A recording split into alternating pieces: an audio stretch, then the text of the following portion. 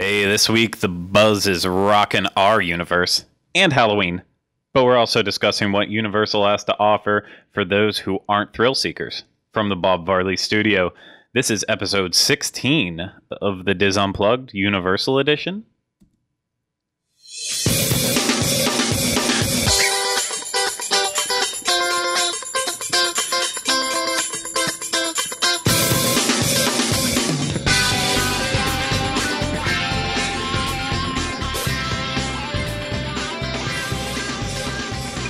The Diz Unplugged Universal Edition is brought to you by Dreams Unlimited Travel. Visit them on the web at www.dreamsunlimitedtravel.com. Hey everyone, We are back once again to talk about all things Universal Orlando. I'm Greg Williams. And I'm Sean Thompson, and I'm not as confused about the show as you are. Well, I kind of forgot which one this was. You ended that in a question. Oh, did I? Yeah. Well, it's unfortunate. It happens. Nah, we'll get over it. But thank you, everyone, once again for tuning in to the Diz Unplugged Universal Edition. Before we get started, I just wanted to remind everyone, as I have the past couple weeks now, if you enjoy the show, please like, for those share, comment on YouTube, Facebook, and Twitter. All of those things. And if you don't like it, let us know too, as long as the response is, I don't like Universal. Yeah, but you love us. If it's anything about our personality, leave that out there. No, you can keep it in. Keep it in. Keep it in, but just keep it to a minimum. It's whatever you want to. Yeah. But pass it along if you like it. Someone else might like it too. And if they don't, then you're just going to end up looking like a really bad friend. So go you. Oh, come on, guys. You got to be good friends. Yeah. Anyways, of course, later on in the show, as I just mentioned less than a minute ago, we're going to be kind of discussing what you can do during a Universal vacation if you don't like a lot of thrill rides. But only thrill in quotes. So you can decipher that if you want. And it's if you can't do it, or also if you just plain don't enjoy it. Yeah. There are those types of people. Yeah, this comes from the brainchild of Sean and Sean's mother. It is, yeah. Yes. Yeah. Are we talking about that now? I don't want to really go into her name just because I don't know if she wishes to be left She's actually anonymous. in the Witness Protection Agency. Did you know that? I thought so. Yeah. But we can't talk about her. Do you just want to do a brief overview for everyone? I will give a synopsis. Yeah. So basically, for this segment, we are going to talk about things to do at Universal if you don't really like roller coasters or simulators or those kind of intense rides. Yep. Because I think there's a big group of people that don't like those. Yeah. Especially when you kind of go into the Disney audience, and it's a big group of people that can't really handle it or don't prefer them or whatever. So absolutely, we're going to talk about that and see if it's worth your time and money to go to Universal. And I mean, the quick answer is yes. It's a definite yes. We'll explain we'll get into why you should. So before we do get to that later on in the show, I think we should talk about what's buzzing on the grapevine. Ha ha ha. Jokes. Laughter for 8 minutes. 8 minutes. Okay, so the buzz. First off, of course, well, you don't know. You're going to find out. Who are you talking to? Everyone. Me or the collective people? Everyone in general. Okay. So this past week, Halloween was actually officially announced finally for Halloween Horror Nights 24. Finally. We talked about it. Yeah, back on episode 14 of the Diz Unplugged Universal Edition. You might have heard about it. We talked about how there was a rumor that Halloween was going to become because the official Halloween Twitter and Facebook pages posted a photo about Michael Myers and Halloween returning to Halloween Horror Nights. And I guess before we go any further, for those people who don't know what we're talking about, we mean Halloween, the Jamie Lee Curtis film from 1976. The franchise. The John Carpenter film that started a franchise of 2 good movies and then a really lot of bad movies. Well, I'm really upset that this isn't including the H2O. I know. Halloween movie. It's literally that breaks my heart. It's been your joke every week that we've talked about it. I'm not mentioning any joke. I'm just saying I'm sad that it's not there. Okay, so I don't reuse material. Like we said, a long time ago, months ago at this point, eons. So they had that picture up and they pulled it down. Yeah, because here's what they messed up. They announced it too early. Universal wasn't ready. Something wasn't right. I don't know. Silly kids. Yeah. But now it is officially announced, as we said, and that finally makes 8 houses. There are 8. We knew it was going to happen. It was going to be 8. Yeah. But that's the official house. I mean, I think we've talked about it a decent deal before in the past. Yeah, we've covered it. However, after seeing like some of the promotional content along with it, like the little video they shot, and then they posted the Universal Halloween Horror Nights Twitter feed that's usually run by Michael Aiello. Yeah. He posted a picture of a room that had about 30 of the Michael Myers masks in it. And I apologize, we don't have the photo here to show right now, but obviously we don't prepare for this. Obviously not, because it's the first time I'm hearing about it, so you know how that works. Did you not see the picture? No. Oh, it was awesome. There's like it sounds awesome. There was like 30, I think I counted 33 of the masks. Okay. And so, I mean, there's going to be a Michael Myers every time you turn a corner. Every 1 foot, there's going to be a Michael Myers. Yeah, and then there's actually going to be the real Michael Myers. Well, I was gonna... And if you don't see him there, then you'll be able to go over to Shrek 4D, and then you'll be able to see another Michael Myers. See, the way I was going to take that was that, surprisingly enough, under one of those 33 Michael Myers masks was the actual Michael Myers in his Austin Powers outfit. And if you could choose the right one, then you win. He's busy right now on location filming The Love Guru 2, I'm sure. The part 2. Anyway, so the 8 houses this year are now officially Halloween. Yes. The Walking Dead. Mm-hmm. Alien vs. Predator. From Dusk Till Dawn. All right, do you want me to do the other 4? Sure. Giggles and Gore Incorporated, The Clown Factory. Mm-hmm. Dollhouse of the Damned. Dracula Untold. And then Roanoke, The Cannibal Colony. Yeah. So it's a good mix. I think we talked a lot about the kind of franchise ones versus the original ones. Yeah. So I think it's a nice mixture of those too. I mean, we talked a lot about it last time, but I don't know. It seems well rounded. Yeah, and on top of that, for people who aren't really familiar with Halloween Horror Nights, we've talked about before how there's some in sound stages, some in tents.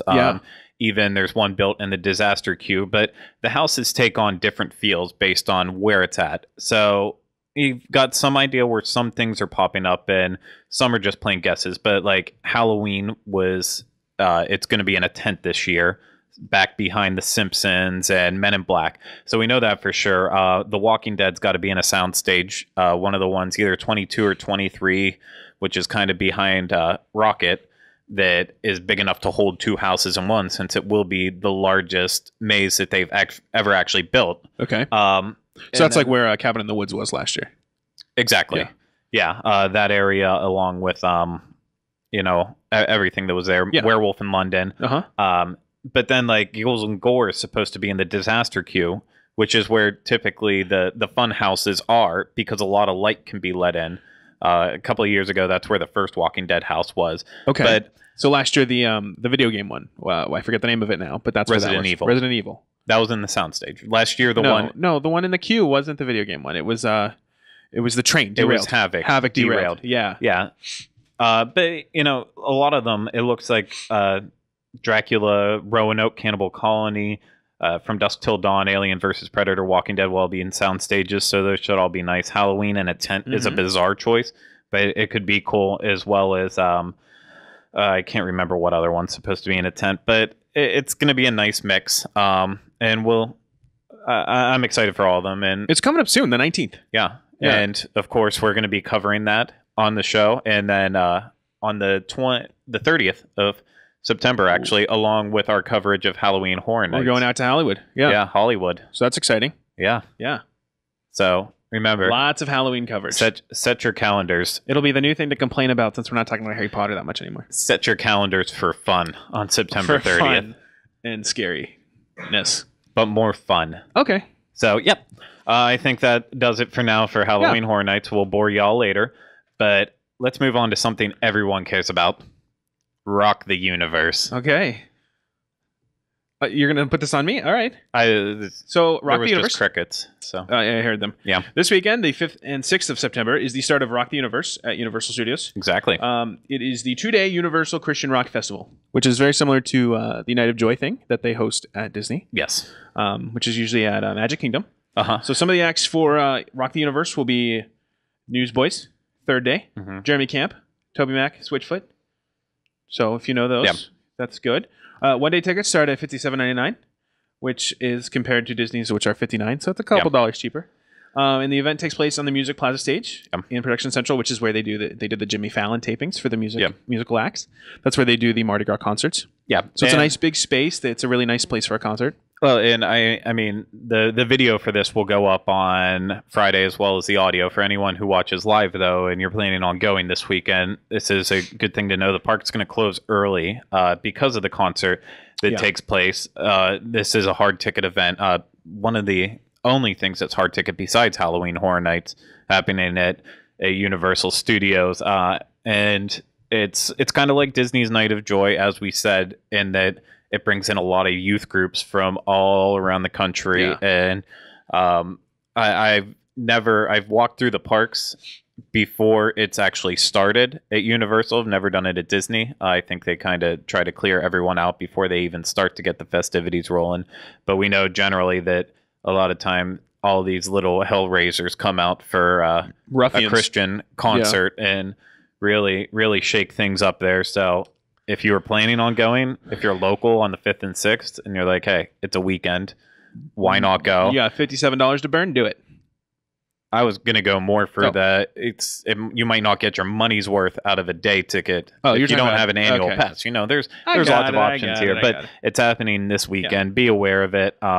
It's going to be definitely a little bit of an not older crowd, but Night of Joy is definitely going to get younger kids, preteens to early teens. Well, like you said, a lot of times big groups from churches and youth groups like that, they'll travel together, and this will kind of be like a big field trip that they go all together. So a lot of Night of Joy is really centered around kind of a younger audience, typically. And this one is too, but a lot of the bands that play are actually older groups that, I mean, I know that they were popular whenever we were growing up. Yes. I have heard of them in the youth at that group point. Scene. And so, I mean, Switchfoot, they were actually decently big. Yeah, I think they really only became popular because of A Walk to Remember. Do you remember that Nicholas Sparks movie where Mandy Moore, she gets sick and she plays a song on the piano, and you don't know it? I actually played that song for a piano recital. Cool. It's embarrassing to admit, but so enjoy that. Rock the Universe. That was our PSA for Rock the Universe. Just information. Yeah. Now this is a little more exciting for people who are hotel guests. It's really good for trip planning, but it's also not. Well, okay, but it is. I mean, it's good information. Let's say that. Yeah, I agree. So I don't know what. Early park entry. Don't know what the symbols mean. Early park entry for hotel guests now is exclusively for Universal Studios Florida. Exactly. So. Yeah, EPA. I'm sorry, when you write EPA, I'm going to think of Environmental Protection Agency. I'm sorry. The EPA for hotel guests started exclusively for Universal Studios Florida this week. Okay. So for those who aren't familiar with the Universal hotels, one of the perks, like Disney World, is they have extra magic hours, kind of in a way. They call it early park entry. Yeah. Except at Universal, it's not like it doesn't bounce around. They have the two parks, but always before Diagon Alley opened up, it was every day you could get in an hour early for Wizarding World of Harry Potter Hogsmeade over at Islands of Adventure. Okay. You had an hour in there, so usually you could typically get on Forbidden Journey once and then hopefully get into the line at least for Ollivanders before it got too busy. But you basically had whatever you wanted for that first hour to do. And then for a little while there after it opened, they were actually being nice, and for all the hotel guests, you had early park entry for both Diagon Alley and for Hogsmeade. But now they are switching it up, and it is only for Diagon Alley, and specifically actually inside Diagon Alley itself. So Hogwarts Express won't open up until the other park opens. Until both parks are open? Yeah. It's good in a way for Islands of Adventure. It's going to give Forbidden Journey and some of the other rides over there a little bit of an operating break that they don't have to open up so early every day now. Yeah. Forbidden Journey's been breaking down a lot lately, and it needs a little bit of a rest. Really? Well, Disney is okay with taking their bigger rides down. I was going to rehabs a lot. Yeah. So how common is that for Universal? Well, I mean, you've been going now for about a year in general.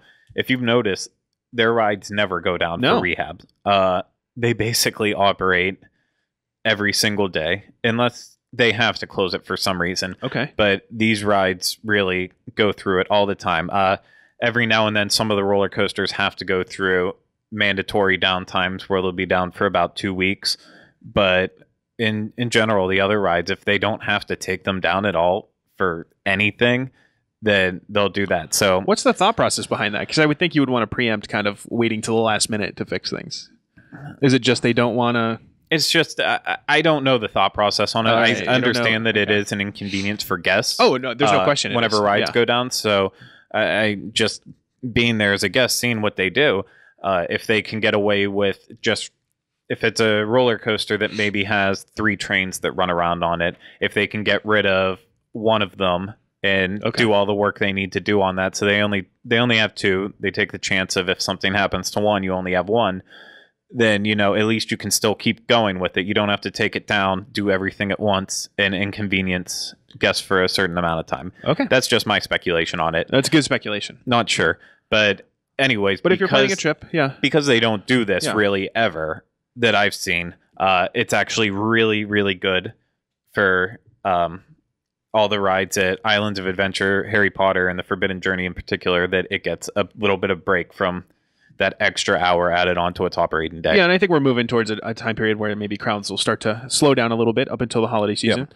So, it's easier to have early admission only into one park. Yeah, and I'm not positive what's going to happen in the future. I believe that the early park entry is going to open back up for Hogsmeade as well once you get further onto the Christmas season, just to help suck in those crowds early. But I mean, just from any time I've ever used early park entry, it is one of the best perks to have.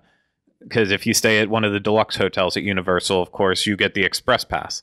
So if you add on early park entry and you go do everything in one of the Harry Potter Wizarding Worlds, and then you just go around the rest of the park, you can literally be done with your day by a little bit after noon. Yeah, which is fantastic. I mean, you're essentially putting a whole day of running around, and then you can spend the rest of your day doing rides again or whatever. Redo them over and over again. It's unlimited. Not at Cabana Bay, of course, but everything else in general you can do. Yeah. So that's enough for our PSA. Cool. On early park entry. I mean, it's just been a show full of PSAs, which the more you know. There's nothing wrong with that. No. So, but yeah, that's going to do us. Do it for us, yes. For the buzz at Universal. Yeah. Before we discuss anything else, though, last episode, we played a game where we showed a blurred out picture with a quote saying, "You guys haven't seen a giant steel ball, have you?" Kind of like that exact thing that's up on the screen right now. You might be seeing it on the screen at this very moment. If you're watching, if you're listening, you just listen to me. And I'm sorry for my voice. I'm monotone. It's awful. None of us can stand it. A lot of people can't, but my apologies. So we looked at all the responses. Every single one of them. Twitter and YouTube and slightly on Facebook. We learned that we probably made it a little too easy. Yeah, Did we learn that? Easy. I learned that. We also apologize for those who normally find our show through Facebook. We forgot to post a link to last week's show in there. Okay, our bad. A sincere apology. Sincerest. Yes. So everyone who submitted their answer with hashtag #DizUniversal had the chance of winning a $50 American Express gift card that can be used at Universal Orlando because it is the official card holder of Universal. I just made that run-on sentence so long, I kind of forgot what I was saying in the middle of it. But anyways. Did we choose a winner? Todd Bartlett. Todd Bartlett. Congratulations. You won. Yes. You know why you won, Todd Bartlett? Because you get the Simpsons ride. The Simpsons ride. Like every single other person. Well, one person said Poseidon's Fury, and that's a very unfortunate mistake, but good for you. Thanks for trying. No one said that. I'm just kidding. All right. So, Todd, send us a message. Facebook, email, Craig at www.info, Sean at www.info. .com at the end of those. No, there's no .coms. We have really cool email addresses that don't need .coms. Cool beans. Yeah, so just send us a message, get in touch, and we will get that on the way.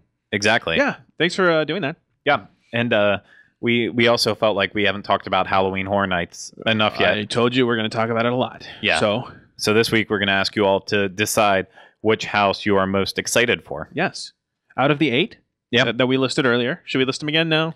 List them again real quick. All right. We've got... Rapid. I have to find the start of the list. Halloween, Walking Dead, Alien vs. Predator, From Dusk Till Dawn, Dracula Untold, Dollhouse of the Damned, Giggles and Gore Incorporated, Roanoke Cannibal Colony. So those are the 8. That's all of them. Just tweet us, send us a message on Facebook, right on our wall, whatever, just with Well, no. When we post the video on First of all- Facebook, on the Diz Unplugged channel, facebook.com/Diz Unplugged, Comment there. comment there. Yeah. Hashtag Diz Universal. Diz Tell Universal. us what you're most looking forward to. And most importantly, I don't know if anyone who actually watches or listening is going to Universal for Halloween Horror Night. If you're not, let us know which one you would be excited for if you were going. And that way you have a chance at winning this $50 gift card. It can be a hypothetical situation. Doesn't have to be is set in stone. We're not going to find you at the event and say, hey, listen, you told us this is the one you're most looking forward to. See, I thought it was going to be like one of those situations where I choose Walking Dead. Well, you're wrong. Well, you're wrong. I'm sorry. So we're the McLaughlin group from SNL with Phil Hartman. It's very objective. There is no subjectivity. Is that a word? I don't know what I'm saying. Well, now it is. All right. So let us know. You which get one it. your Just favorite tell us one what is. you want to see. Yeah. Okay.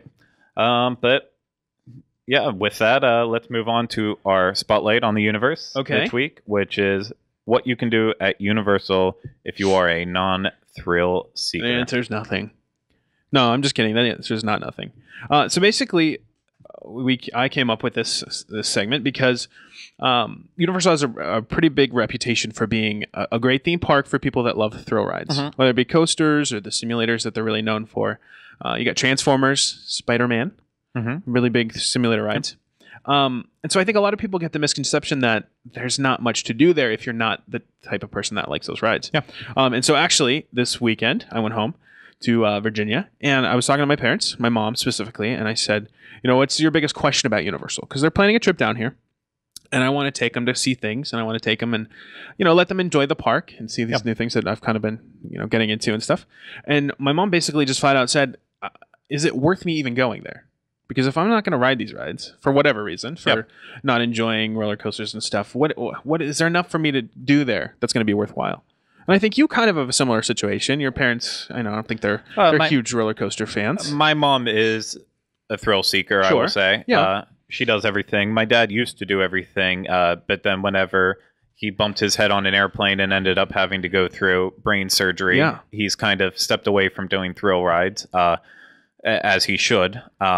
But as a family in general, I think we haven't really all been together going through the parks, going to like thrill rides and stuff. But my dad definitely wants to stay away from attractions that would aggravate him in any way. So I'll get to experience it the next time we actually have time in parks to do something besides eating and drinking and having fun. But then again, those are some of the things you can do. You basically just did the entire segment there. Okay, Well, I think this is a pretty common question and a common feeling because I think even if in a group of like your family, like you described, even though there are people in the family that do want to do these rides, there's probably going to be a couple people that aren't into this. So there's going to be that balance. You have to find out what you can do if you're not into the thrill rides. So the way we organized it is we kind of listed out some attractions and rides that you can do. Because even though there are these huge rides, these roller coasters, you got Hulk and all that stuff, there's a good selection of rides that you can do. I agree. Whether it be shows or rides. So I think we're going to just run through the list of those. Probably talking about it a little bit. But let's start with Universal Studios Florida and the things that you can do there if you don't want to do anything big. So the first one is Despicable Me. Now, this one kind of has a caveat because it is a simulator screen. And there's motion in the theater. But essentially what it is, it's a theater you sit down and watch a movie. And so I think for most people, this is going to be an okay experience. I know I had a pretty bad reaction to it. So if you get motion sick with the screens, this is probably a bad one to start off with. But however, a lot of people only get motion sickness if your seat is moving along with it. Despicable Me does have stationary seating. They do, yeah. So it's just basically a bench that you can sit on right down in the front of the screen, and then it would just be like watching a normal 3D movie. If you can't even handle that, then you're kind of in trouble with Despicable Me. But the issue I had, you're exactly right. The issue I had is because the seats you're sitting in is moving. You're essentially sitting in a ride vehicle in this theater, and so that's where I had a problem because you're moving at a different rate, and it's kind of simulating the movement of the screen.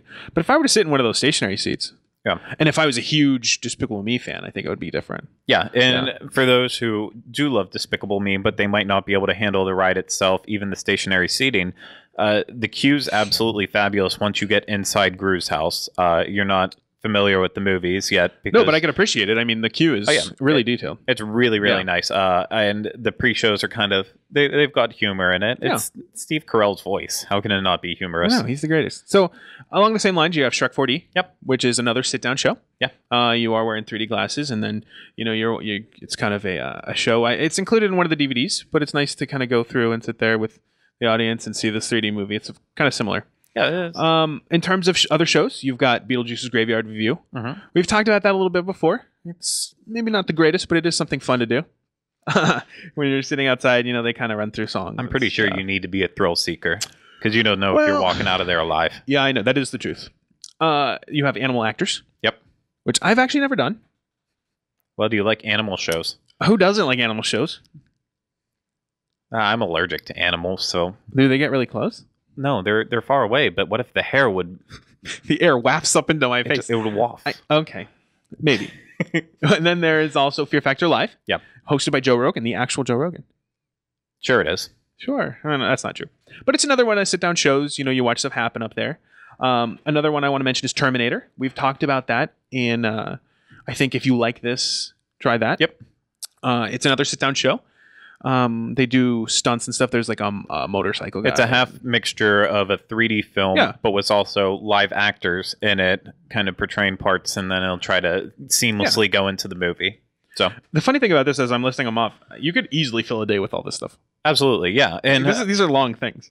I mean, a caveat to all of this is I don't want to say anything here is lesser, just because it doesn't have that thrill aspect to it. Yeah. But some people will joke about these rides. I mean, absolutely. Heck, we joke about it. Like saying Twister, something to do for people who aren't roller coaster thrill seekers. Same goes with Disaster, something that's not that. And just because we poke fun at it doesn't mean it's not a good experience to do. And if you're in a theme park, I mean, that's half the kind of point is you're going around doing different things. And I mean, it also depends about your outlook going into a theme park.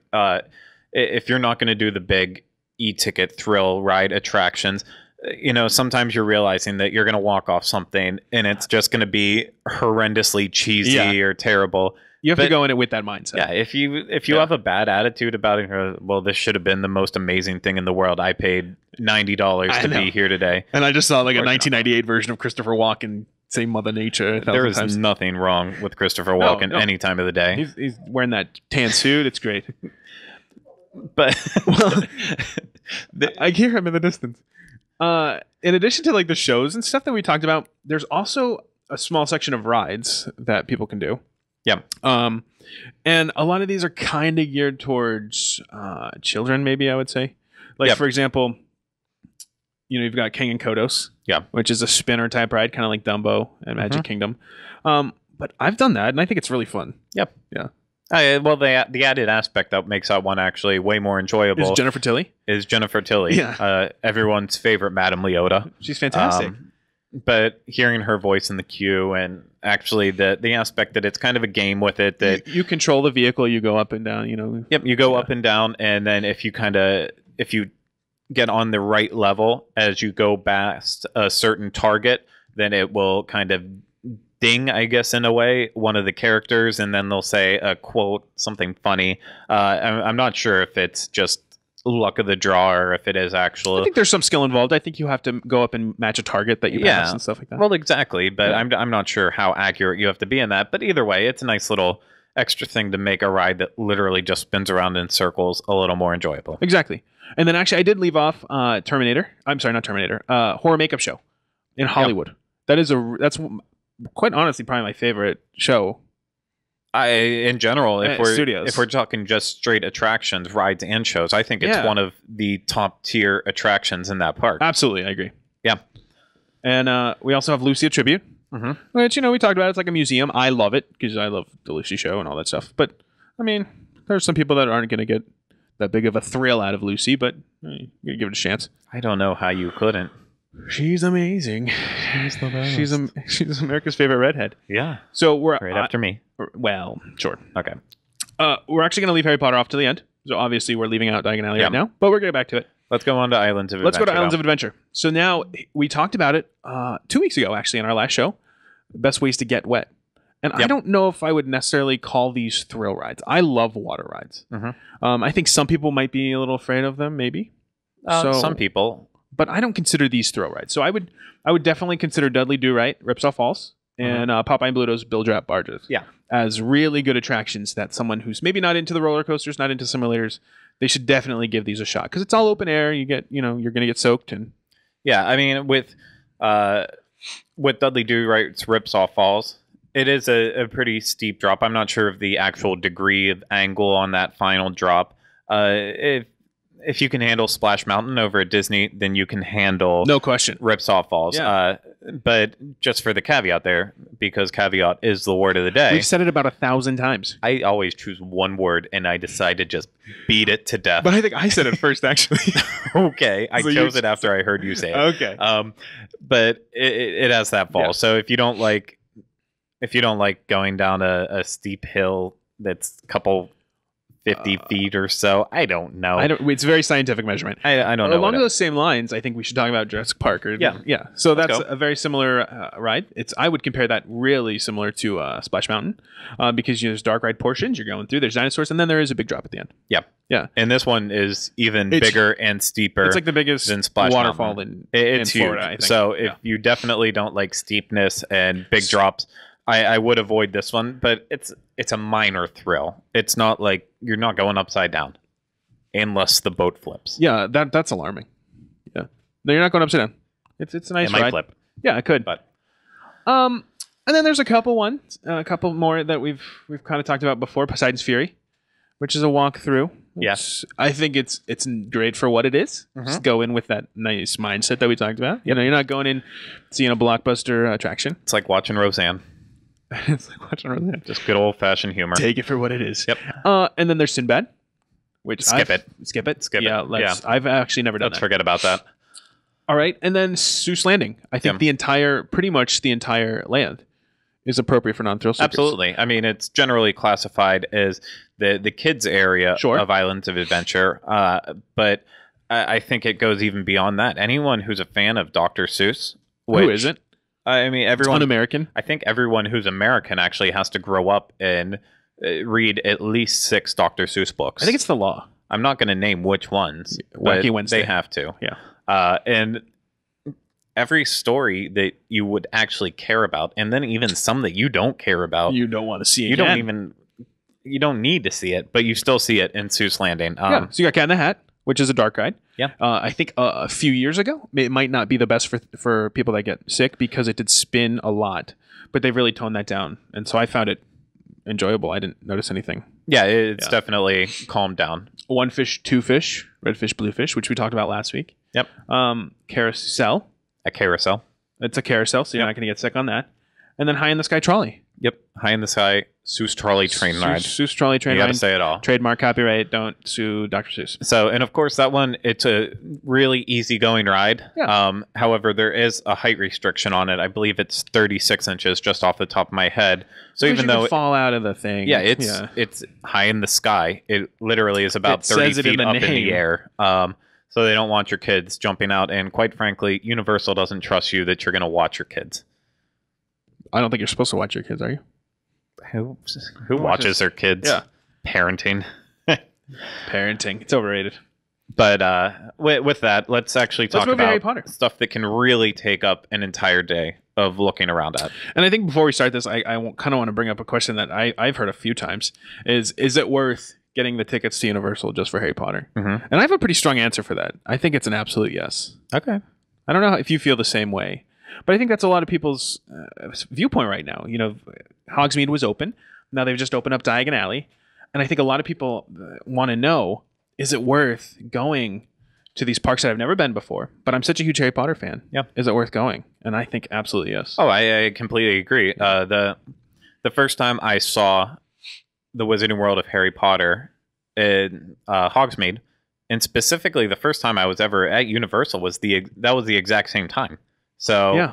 I wanted to go there and go straight back to Forbidden Journey. So I go ahead and I walk on in and I see stuff like Marvel and Toon Lagoon and Jurassic Park as I'm on the way back. And all of that was amazing. But literally the moment that I stepped foot in Wizarding World of Harry Potter, Hogsmeade, my mouth just dropped. My jaw dropped. And well, I hope your mouth didn't. But my mouth was still on there, but my jaw fell down. Okay. No, I completely understand what you're saying. And I had a very similar experience. Actually, I didn't go to Universal or Harry Potter until the Diz was hosting Dizapalooza. I think that was in 2011, maybe. I might get the year wrong. But it was in December, and it was fantastic. Yep. I fell in love with that area. The theming is so fantastic. So let's talk about a little bit about the things that you can do there. Yeah. Let's start with Hogsmeade. So Ollivanders is a show that you go into. It's a store. Well, we'll go in the whole technical details of it. Let's get really specific. Ollivanders is in the park map. It's listed as a shop. Okay, yeah. That's what they generally classify it. However, they also, before you get to the shopping portion of it, they have a interactive demonstration of what wand, if you purchase it, what a wand could actually do. And just like in Harry Potter and the Sorcerer's Stone, one person from the room, sometimes two. It's very rare that they do two, but sometimes you said it happens. They do sometimes do like a couple thing where. Yeah, a couple, sisters, twins, every now and then. Only twins. It's only for twins. Twins. Unless it's Danny DeVito and Arnold Schwarzenegger twins, then they don't. Then they don't allow it. They get freaked out.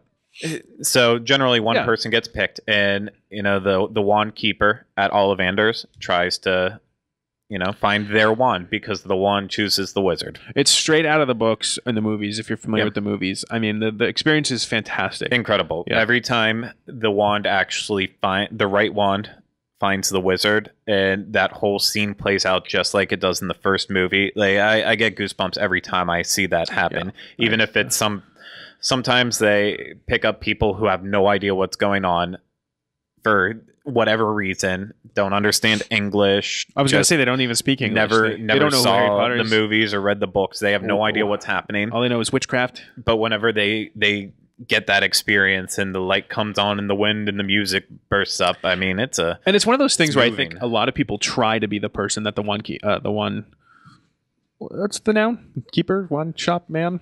The wand keeper? He chooses a person. Yeah. I think a lot of people want to be the person they want to be. Interact. But I would argue that the experience is fantastic even if you're not. Yeah. I mean, it's just something cool to watch and see. So, well, let's say you are chosen. After it, then they ask you if you want to buy the wand, which before it was, do you want to buy a $35 wand that is basically a decoration? Now they're asking you if you want to buy a $55 wand that can interact with other elements throughout the wizarding world. So you might say that there's a caveat. There is a caveat. Hey. But it's a good one. I mean, it is a good one because you want the wand. Yeah. And that's another thing to do around there. We'll get more on that whenever we go back to Diagon Alley. But we will, yeah. So let's talk about a couple of the other things. Okay. Flight of the Hippogriff, I would say, is a nice roller coaster, kiddie roller coaster ride. Family coaster. Family coaster, you might say. Yep. I would compare it to probably Barnstormer. That is the best comparison. It's just a fun, really easygoing little ride. There's nothing crazy. Yeah, anyone who's a non-thrill ride seeker is going to be fine with it. And I will argue that the best view of the Wizarding World is actually from up there, because the lift hill, once you're going up the lift hill, you have the Hogwarts Castle on your right, and then straight down in front of you is Hogsmeade. And it is absolutely the best view you can get from up there. You're not allowed to have loose articles pulled out, so you can't take pictures. You can't have your iPad taking pictures. But yeah, you can't do that. Okay. But still, just a fantastic view, and it's really quick. And that's also how you can see Hagrid's hut, and you can see Buckbeak. You can see, bow to the hippogriff. Bow to the hippogriff. Bow to it. Yes. And your sensei. And because the hippogriff takes karate. Yep. Okay. Exactly. All right, so that is a cool little coaster to do. Also, we've talked about this a little bit before, but with Forbidden Journey, you can just take a castle tour, which means you can just go through the queue. You just tell one of the team members, I don't plan on riding. I just want to walk through Hogwarts. Mm-hmm. And it's a fantastic experience, especially if you know the details and the scenery from the books and the movie, because it's done so well. Yeah. And it really looks nice in there. So just take a few minutes and walk through. You get to see all the really cool details in the queue. Yep. You get to experience a lot of it, and then when you get to the end, you just say, "Hey, I'm not gonna ride it. I'm just gonna take this other route." And you get to the gift shop just like you would if you had ridden it. Yeah, and you can do the same thing at Dragon Challenge. You don't see as much. It's not as well themed, but you can still see the Goblet of Fire. You can see the Triwizard Cup. It's themed just like the Triwizard Tournament. So you get to see the cup. You get to see some cool scenery around it. You get to see the Weasleys' Fort Anglia. Yeah. So I would say it's just as cool. I mean, not as cool as Hogwarts. But it just kind of ends after you see the Triwizard Cup. Then you get to see the golden eggs, and then it goes into the candle room. And then after that, it's just caves that they really didn't repurpose after Dueling Dragons went away. Merlin's, yeah. Okay. Goodbye. And then lastly, in Hogsmeade, I want to mention the live performances. Yep. So there's a couple shows. There's the Frog Choir. Yep. With the Hogwarts students and not singing. Creepy at all. Not creepy. They're like frog puppets. Yep. But you know what? If you really love the movies and the books, I think that's probably something you'll enjoy. Absolutely. And then there is a dance show choreographed Durmstrang. It's the Triwizard Spirit Rally. So the Durmstrangs, the Bobatons, or Bobatons, however you want to say it. And then one Hogwarts student will be out there, and the Bobatons will... They do like a ribbon dance. A very, very fun ribbon dance. I mean, you could set it to 80s music, and it would be wonderful. However, they choose to set it to only to Tiffany songs. Yeah. To a score, one of the tracks off of Goblet of Fire soundtrack, whatever. And then, but the Durmstrongs, they do some stick fighting, and they do some jumping, and it's far superior to the Frog Choir. Farg. It's highly choreographed. So it's all these dancing and jumps, and it's cool. And it's a good way to spend, a good amount of time in there, just kind of taking it all in. If you got to catch one of the two, though, absolutely catch the Triwizard Spirit Rally. Spirit Rally. So let's move on to Diagon Alley. Absolutely. That just opened. We've talked a lot about it, but I do just want to knock off some of these points. I think London Waterfront and the Night Bus area is a great place to just spend time. Yep. And there's a food cart. You can go get food out there. Yep. So it's cool to look around. There's cool details in the windows. You get to talk. You get to interact with the Night Bus conductor and the Shrunken Head. Well, that's something I really want to stress on. That is a lot of people that I've seen in the however long since Diagon Alley opened. A lot of people are just going up, just by and just taking their picture with the conductor and the Shrunken Head. Yeah. They don't even know that they can actually interact, and they can sit there and talk. But instead, a line just forms, take your picture, walk away. It's supposed to be this fun, interactive experience. Even if it's a group that kind of huddles up around the they'll go around to everyone. So please, if you didn't listen to us before, whenever we said For the love of God, talk to the head. If you're there and you see someone, go up and make an example. And push them out of the way. Yeah, push them out of the way and start talking. Also... Yeah, I know you don't have it on this list, unless you have it under live performances. Maybe. But the live musicians inside King's Cross? Sure. I mean, let's talk about it. We're already in London, so I figure why not? Let's do it, yeah. So in King's Cross Station, they have, and I always forget this word. You'll probably remind me. The people that are playing music with like a hat to collect money. There's a word that starts with a B. Peddlers? Yeah, I don't know. But anyway, so they're playing saxophone, they're playing violin, guitar. I mean, they're in the train station asking for money, playing music for them. So, various musicians, yeah. Various musicians. Just kind of like... And I don't think there's a set time. I think it's hobos. Just atmosphere. You might say Hobo Joe's. Yeah. At the train station. But it's cool, and it's good atmosphere for the train station. Oh yeah, no, and it's just a nice little element that you would actually see in a train station. Busker is the word. I've never been in a train station, but if I was in one, I'm sure I would see that. Let's move inside though. Let's to actually Diagon Alley itself. So there's a lot of cool places to explore. A lot. Obviously, Nocturne Alley is one of my standout places. Yeah. It's very interactive. It's dark. I mean, it's just a cool place to just explore and look around at everything. But I feel the same way about all of Diagon Alley, to be honest. Yeah. There's Ollivanders in the same way that there is in Hogsmeade. This has a much higher capacity. Yeah. There's multiple rooms. That holds a lot of people. And then live performances, like Craig mentioned, I have on my list. I think some of the best live entertainment in a theme park. And I know you don't care much for her, but I love Celestina Warbeck, who is a singer, performer in the Wizarding World from the books. And she does a really great show. It's Celestina Warbeck, and then she has the three Banshees. And they dance around. They do a show. It's very kind of jazz singer. I appreciate how talented she is. They're very talented. It's not my style of music. I don't wake up in the morning and say, why not put on a Celestino record? It's very Broadway style jazz singer. But I know she is amazing. She is amazing. I can say that flat out. And I think you can understand how cool it is to just stand there and watch her performance. There's some audience interaction. Yeah. They bring someone up. And... Right now, I just prefer The Tale of Three Brothers. Exactly. Oops. Cannonball. Scared the bejesus They have out of them. the Tales of the Beetle Bard story, Tale of the Three Brothers, right now playing. There's supposed to be one more. I think the Fountain of Fair Fortune is the one they're going to add. Yeah. And that's coming.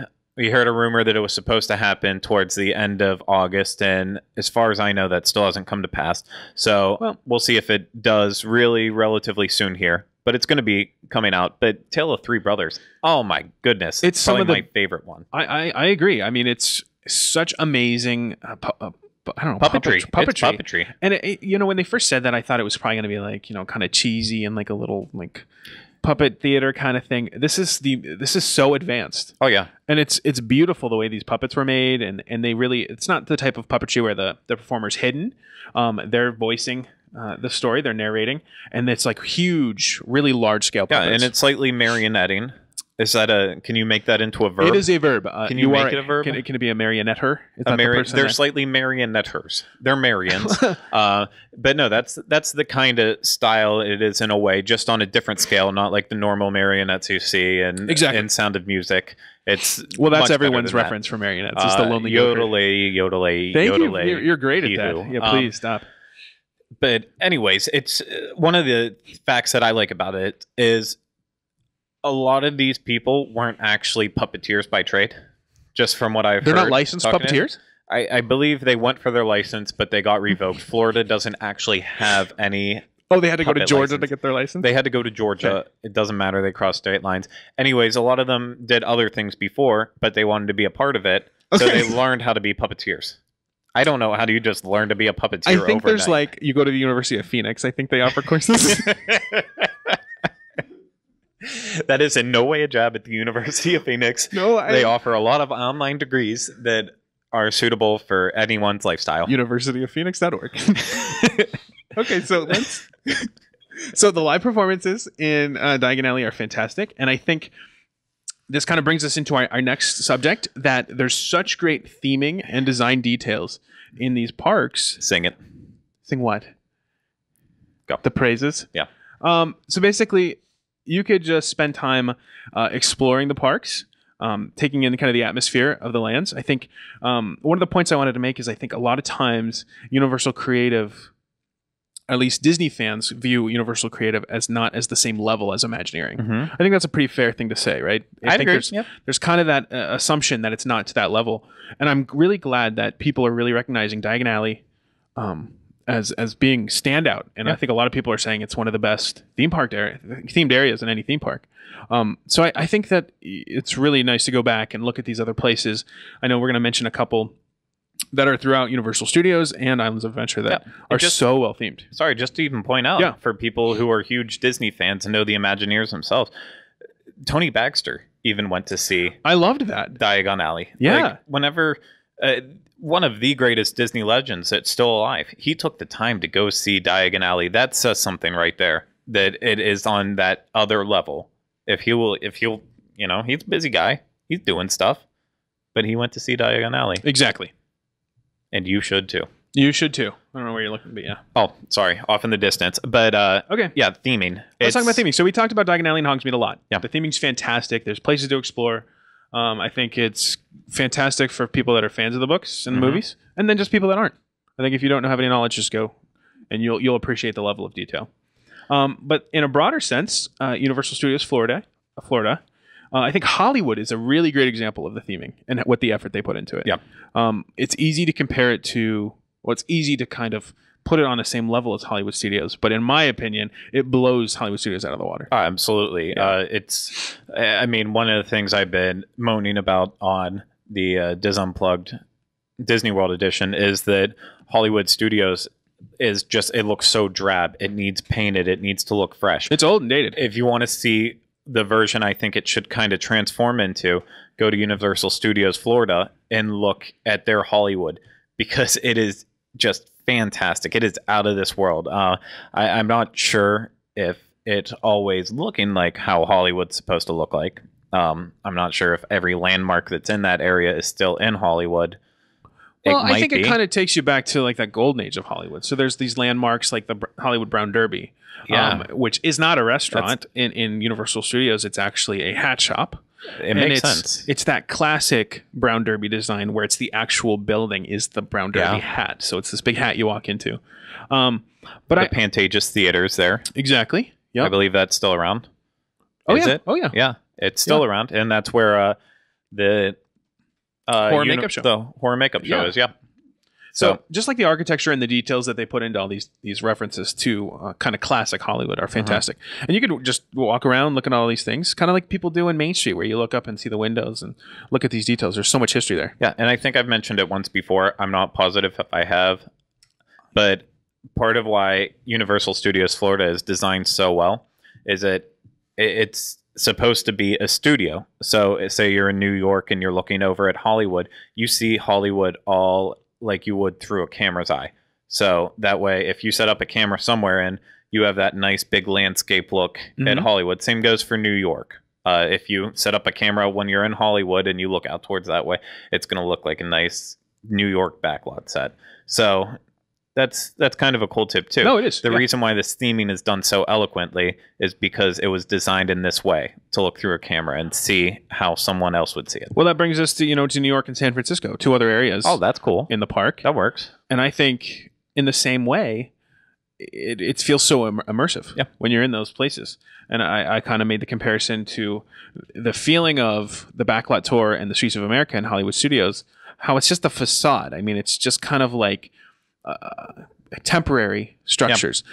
Instead, in Universal Studios, it feels like you're in the place itself. So but there's alleys, the buildings are full size.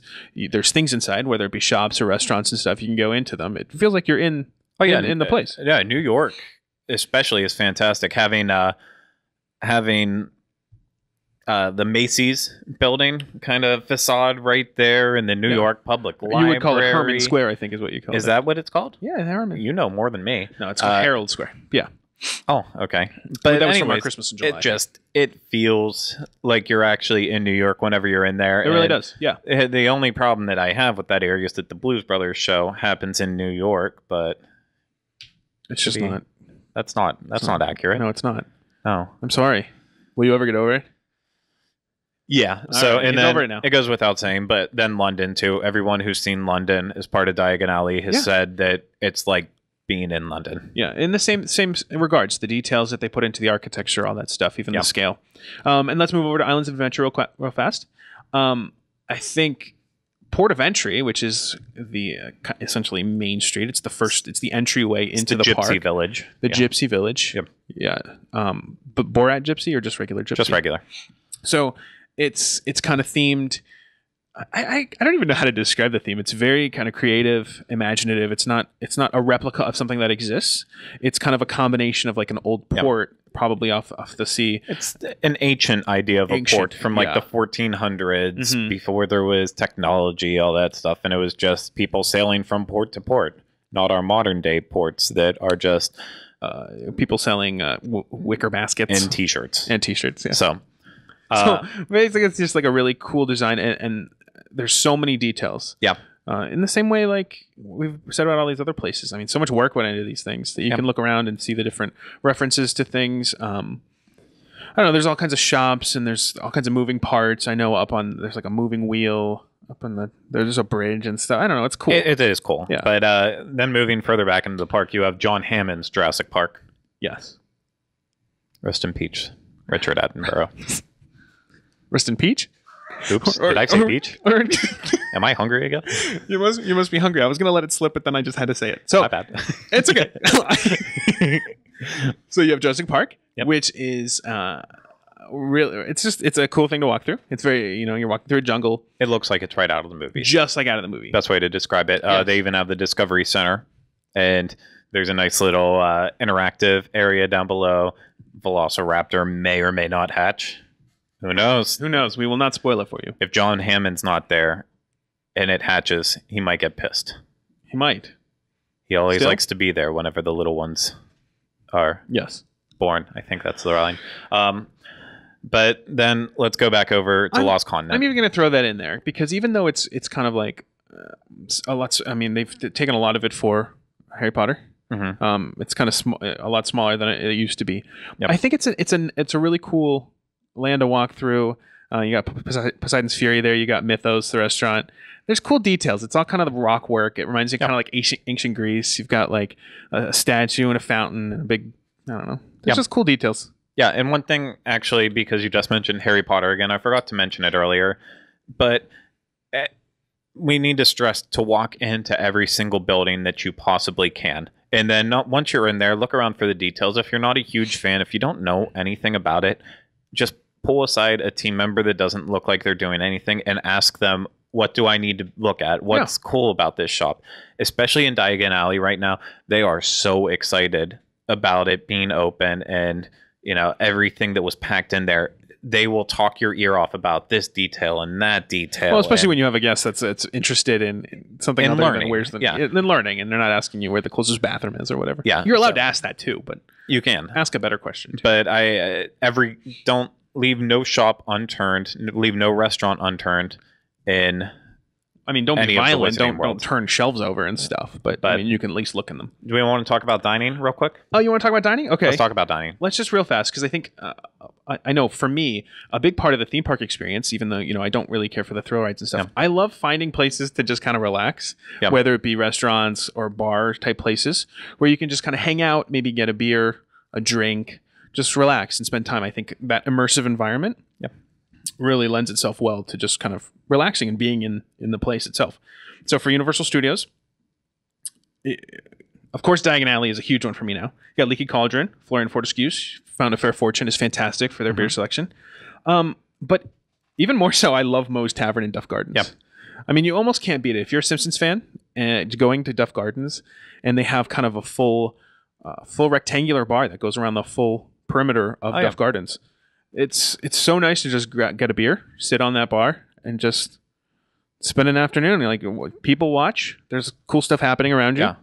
And I just have to say this in regards to The Simpsons. It has been around for 25 years now. And people sometimes question, why would they invest so much money in The Simpsons? It's not going anywhere right now. Look, FXX. The past 7 days prove that. I mean, the past 12 days. Was it 12 days? It was a 12-day marathon of 552 episodes. The Simpsons is here to stay. And, I mean, right now, it's still popular. It's not as popular as it was once before, but it still has that rabid fan base because of the marathon that just happened. Now that it's in syndication on FXX, it revived all those people who gave up on it a long time ago. Of course, yeah. Who have rediscovered the show and realized the newer seasons aren't as bad as they thought.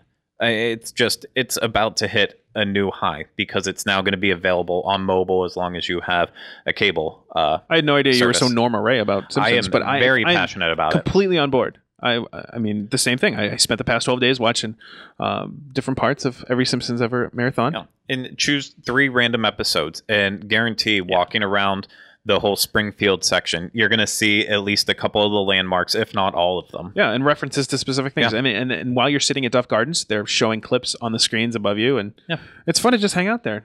I agree. Be in Springfield. But Finnegan's is also fun over in New York. Yeah, it's Irish pub. Yep. It's nice inside. It's a great place. It's actually a great place. The heat. I was going to say that. Get on the air conditioning and just hang out and have a beer. Absolutely agree. Oh, absolutely. And it has a restaurant attached to it, too. And a restroom. Pub food. So, yeah. Yep. So, Islands of Adventure, let's move over there real fast. You have Backwater Bar, which is in Port of Entry. Mm-hmm. So, it's themed really cool, like we were talking about, kind of the port town with gypsies. Mm-hmm. And then Hogsmeade. You can't pass up Hogshead, which is a really nice bar. It's attached to the 3 broomsticks, but there is separate seating inside. Yep. And then there's a nice outdoor patio. Absolutely. So I know that we've gone over there and literally just sat behind 3 broomsticks and Hogshead and for half an hour, just sitting there relaxing, taking in the sights and sounds. It's outside, but they have umbrellas and big fans above you. So it's a nice place to cool off, even though it is outside. But exactly. And then, so obviously, if you haven't figured it out yet, all those people watching, listening, there is just so much to see and do at these places. especially in the Wizarding World, you could easily take a day in each Wizarding World if you really want to invest the time walking around. Yeah. Make a full day out of it, and then also see the other areas of the park too. It can be both full day parks, and then heck, I'd even do that third day too if you're going to devote that much time to just looking for all these hidden details, and then have a day to do everything over again. Go at your own pace, though. You can't run around these places.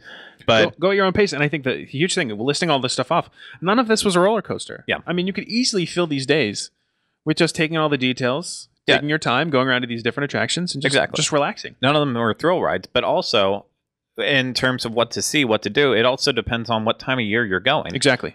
Because there's free entertainment that can happen depending on what time of year you're there.